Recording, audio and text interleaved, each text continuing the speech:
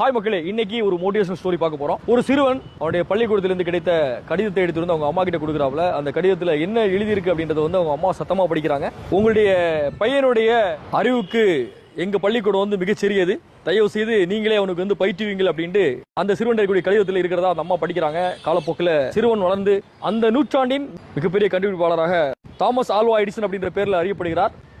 அவர் வந்து பிற்காலத்தில் பழைய வீடு வந்து எல்லாத்தையும் வந்து பொருட்கள் எடுத்து வந்து மாற்றும் போது அவங்க அம்மா வந்து இறந்துடுறாங்க. அதுக்கப்புறமா தான் அந்த வேலைகள்லாம் நடக்குது. திடீர்னு அவருடைய கண்ணில் வந்து அந்த கடிதம் கிடைக்கிறது. அந்த கடிதத்தை எடுத்து படித்தா அந்த கடிதத்தில் என்ன எழுதியிருக்கு அப்படின்னா, மூளை வளர்ச்சி குறைவான உங்கள் பிள்ளையை எங்களால் படிக்க வைக்க இயலாது, நீங்கள் வந்து தயவு செஞ்சு நீங்களே பயிற்றுவித்துக் கொள்ளுங்கள் அப்படின்ட்டு அந்த கடிதத்தை பார்த்து தாமஸ் ஆல்வா எடிசன் ரொம்பவே மனமுடைந்து போய் அழுகிறார்.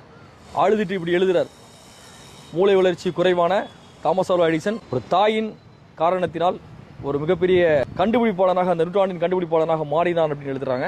ஓ, உங்க பிள்ளைகளை யார் என்ன வேணாலும் சொல்லட்டும், உங்க பிள்ளைகள் மேல நம்பிக்கை வைங்க.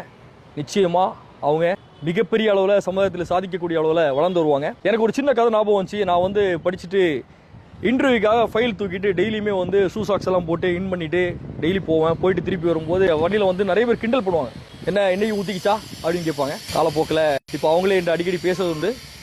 நம்ம நிறுவனத்தை நோக்கி தினமுமே குறைந்தது 2-3 பேராவது இன்டர்வியூக்காக தேடி வருவதுண்டு. ஸோ காலப்போக்கில் சூழ்நிலைகள் எல்லாம் மாறும்.